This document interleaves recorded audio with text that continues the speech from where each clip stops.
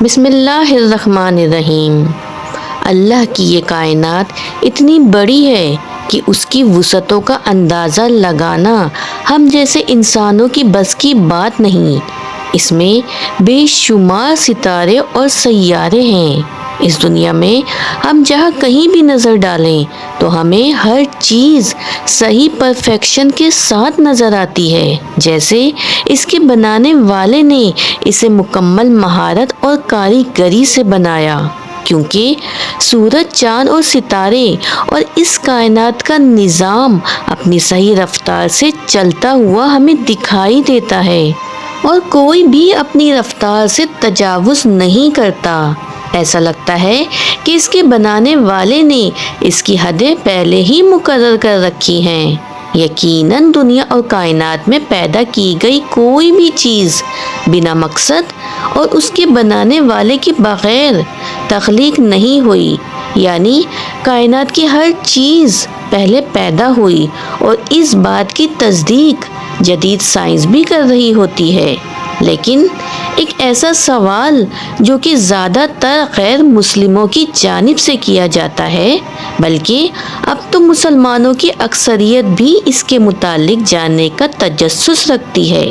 کہ اگر ہر چیز کا ایک خالق ہے تو اللہ تعالیٰ کا خالق کون ہے؟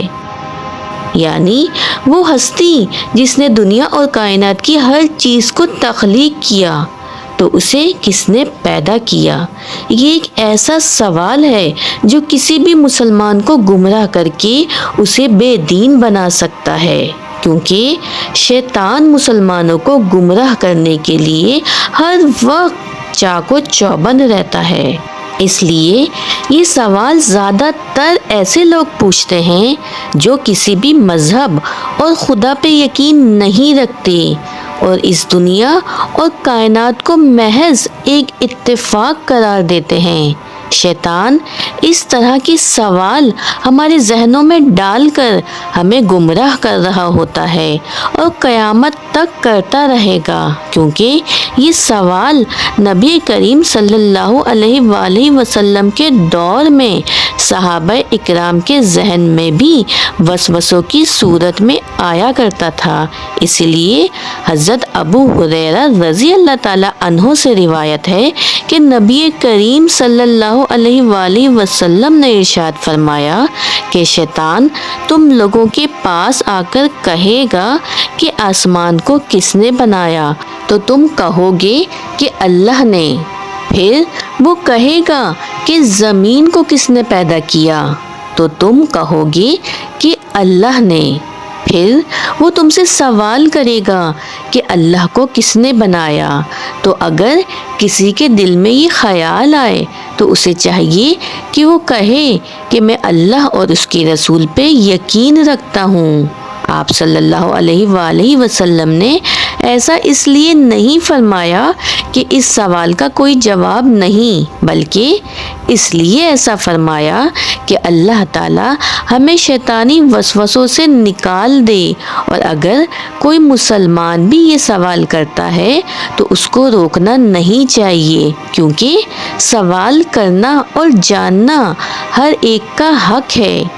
اور اگر ہمیں ایسے سوالوں کے جواب نہیں ملیں گے تو ہمارے ذہنوں میں مزید وسوسے پیدا ہو جاتے ہیں، کیونکہ ہمارا دماغ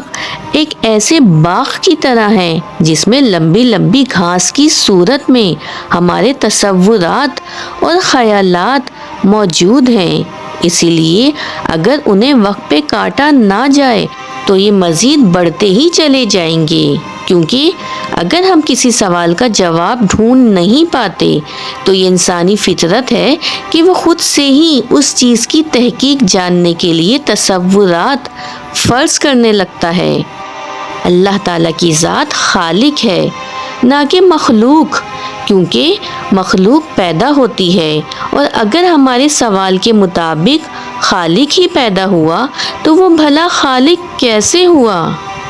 اسی لیے ہمیں اس بات پہ یقین رکھنا چاہیے کہ ایک ایسی طاقتور ہستی کائنات میں موجود ہے جسے نہ کسی نے پیدا کیا، جو پیدا ہونے سے پاک ہے اور اس کا کوئی شریک نہیں، نہ ہی ماں باپ اور نہ ہی کوئی اولاد ہے، اور وہی تو ہے اللہ کی ذات جس نے اپنی ذات سے متعلق سورۃ الاخلاص میں فرمایا کہ کہو کہ اللہ ایک ہے، اس کا کوئی شریک نہیں، نہ ہی اس کو کسی نے پیدا کیا اور نہ ہی اس کی کوئی اولاد ہے اور اس کا کوئی شریک نہیں۔